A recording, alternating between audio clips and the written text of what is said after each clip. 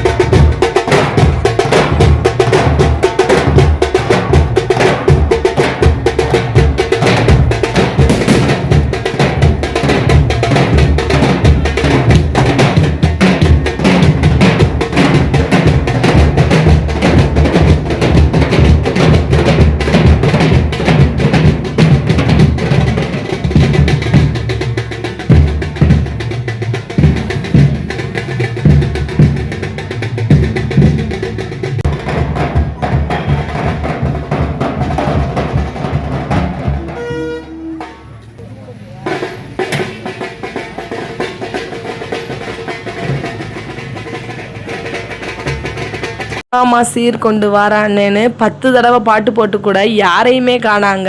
Tape ரெக்கார்டே வந்துட்டு பிஞ்சு போகிற அளவுக்கு பாட்டை போட்டு போட்டு கடைசியில் பார்த்தா லேட்டாக தான் வந்தாங்க. நம்ம வீட்டு தாய் மாமாங்க எல்லாரும் வந்து 9 பேர் நிற்கிறப்போ அதுவே மனசு நிறைவாக தான் இருந்துச்சு. இருந்தாலும் பாட்டு போடுறவரே டயர்ட் ஆகிட்டார். இந்த பாட்டை போட்டு போட்டு நம்ம போட்டால் நமக்கு காப்பிரைட்டுன்னு சொல்லிட்டு கொடுத்துருவாங்கன்னு சொல்லிட்டு நம்ம வாய்ஸை போட்டாச்சு. கொஞ்சம் அட்ஜஸ்ட் பண்ணிக்கோங்க, நம்மளே போட்டுக்குவோம் தாய் மாமா சீர் கொண்டு வாரானேன்னு.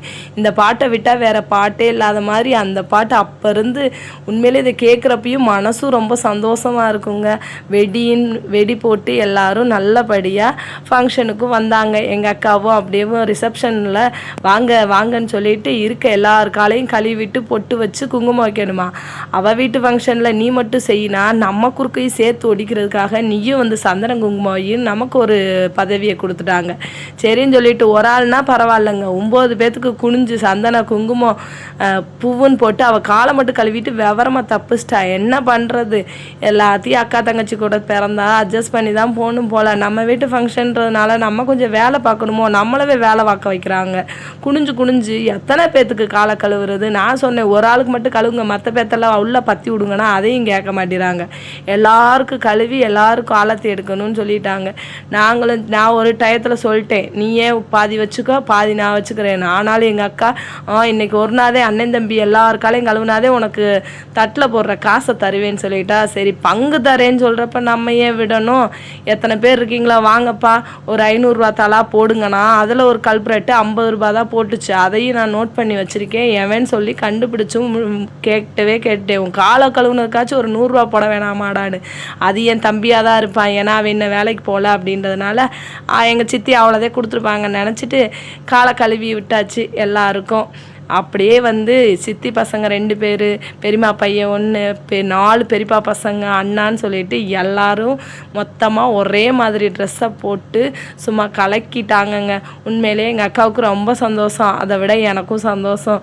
ஏன்னா வீடியோ எடுக்கிறப்பயே நானே சொல்லிட்டேன், இந்த ட்ரெஸ் செலெக்ஷனை கொஞ்சம் மாற்றிருந்தா பிரைட்டாக இருந்திருக்குமேன்னு. இருந்தாலும் அதை நம்மளே சொல்லக்கூடாதுல்ல, நம்மளை அடிச்சு போடுவாங்கன்னு தாய் மாமா பொண்டாட்டிகளுக்கு சேர்த்து பொட்டை வச்சு சீர்களை கொண்டு போய் வையுங்கம்மா, பேசிக்கிட்டே இருந்தால் சீர் உள்ளே வராதுன்னு சொல்லிட்டு பழத்தட்டு பத்திரம் யாராச்சும் எதை ஒன்றாச்சும் எடுத்தீங்க கம்ப்ளைண்ட் பண்ணிடுவோன்னு சொல்லி அப்படியே தாய் மாமா பொண்டாட்டிகளும் சீர் கொண்டு வந்தவங்களையும் உள்ளே அனுப்பியாச்சுங்க. உள்ளே அனுப்பிட்டு எல்லாரும் சாப்பிட்றதுக்காக உள்ளே போங்கன்னு சொன்னால் தாய் மாமா வீடு வந்த பிறகு தான் மதுரை தேனி பக்கம்லாம் சாப்பிடுவாங்க.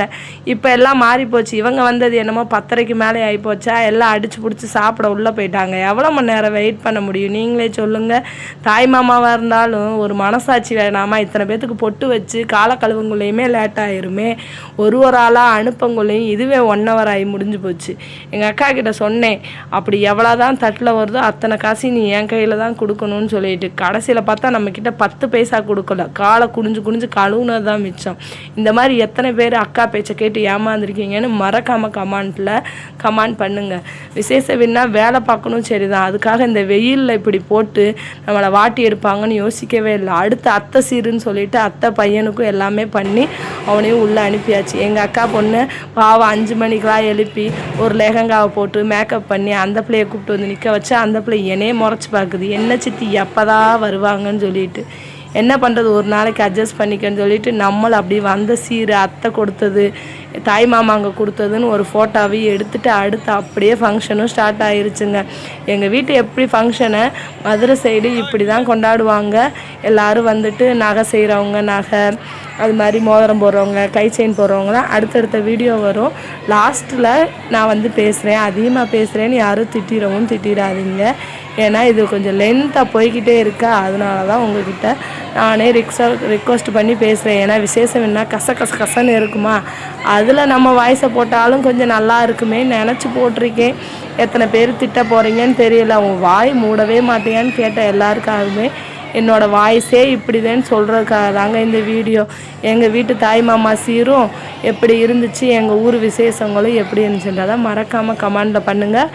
பாப்பாவுக்கும் அப்படியே லெஹங்கா அழகாக இருந்துச்சு, சொன்னால் கேட்க மாட்டாங்க. சாரியை மாற்றுன்னு சொல்லி அந்த பிள்ளைக்கு பொம்மை குட்டி மாதிரி ஒரு சாரியை மாற்றி இழுத்துட்டு வந்தாச்சு. இந்த சீரை காமிக்கக்கூடாதுன்னு நினச்சிட்டு இருந்தா எல்லோரும் இதை ஒரு வீடியோ எடுத்துட்டியா ஃபோட்டோ எடுத்துட்டியான்னு நம்மக்கிட்ட வாலண்டரியாக வந்து கேட்டாங்க. சரி இன்னொரு வாட்டி எடுக்கிறேன்னு சொல்லிவிட்டு அதையும் எடுத்துகிட்டு அப்படியே ஃபோக்கஸ் ஃபுல்லாக தாய் மாமா இருக்கணுமா. இதுதான் எங்கள் அண்ணா அக்கா எல்லோரும் நாங்கள் நம்மளை ஃபோட்டோவுக்கு கூப்பிடல, அதனால கோவத்தில் வீடியோ எடுத்துகிட்டு இருந்தோம். என்ன பண்ணுறது, சொல்கிறதுக்கு ஒன்றும் இல்லைங்க. நம்மளும் நகை எடுத்து போட்டாதே மேலே கூப்பிட்ருப்பாங்க போல். சரி விடுங்க, அடுத்து தாய் மாமா சீருன்னு சொல்லிட்டு அடுத்தடுத்து அவங்கவுங்க வேலையை பார்த்துட்டு இருந்தாங்க. நமக்கு கொஞ்சம் பசிக்குது போகலான்னு பார்த்தா வீடியோ கொஞ்சம் முக்கியம்னு தோணுச்சு, அதனால் வீடியோ எடுத்துகிட்டு இருந்தேன். அப்படியே நம்ம ஃப்ரெண்ட் அக்கா எப்பயும் போல் வந்துட்டாங்களா, அவங்க கூட கொஞ்சம் நேரம் பேசிட்டு எல்லோரும் என்னென்ன பண்ணுறாங்கன்னு பார்த்தா எல்லாம் நம்மளை விட்டுட்டு ஐஸ்கிரீமையும் தின்னு முடிச்சிட்டாங்க. சரி அப்படின்னு சொல்லிட்டு நம்மளும் ஃபேமிலியாக ஃபோட்டோ எடுக்கனாலும் நாங்களும் லாஸ்ட் வரைக்கும் வெயிட் பண்ணோம்.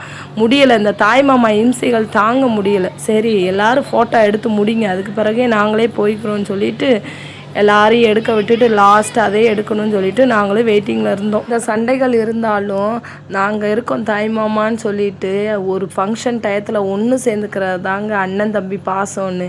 எல்லோரும் மொத்தமாக நின்று ஃபோட்டோ எடுத்தது மனசுக்கு நிறைவாக இருந்துச்சு. அதோட சாப்பிட போகலான்னு பார்த்தா நம்மளை விட்டுட்டு நம்ம அக்கா தங்கச்சி மாமா எல்லாம் உட்காந்து சாப்பிட்டுட்டு இருக்குங்க துரோகிகள்னு சொல்லிட்டு.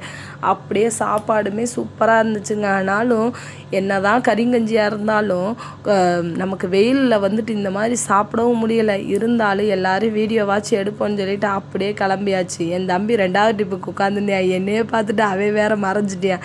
ஏன்னா நாங்கள் காலையிலேயே காலை சாப்பாடுக்கு போயிட்டோங்க, அதே தான் மதியத்துக்கும் சாப்பிட்டுட்டு அப்படியே கிளம்பியாச்சு. தாய் மாமா பொண்டாட்டி பொறுப்பே இல்லாமல் உட்காந்து சாப்பிட்டுட்டு இருக்கா. இது வந்து என் தாய் குலம். என்ன பண்ணுறது, எங்கள் அம்மாவும் சரி வீடியோ எடுக்காதேன்னு திட்டுனாலும் எடுத்தாச்சு. அதுதான் எங்கள் அண்ணா ட்ரெஸ்ஸை மாற்றிட்டு வந்துட்டார், எங்கள் அப்பா எல்லோரும் அப்படியே அத்தை பசங்கன்னு சொல்லிட்டு நல்லா ஜாலியாக ஃபோட்டோஸ் வீடியோஸ் எல்லாம் எடுத்துகிட்டு ஃபங்க்ஷனும் நல்லபடியாக முடிஞ்சிச்சு. நாங்களும் வீட்டுக்கு வந்தாச்சு.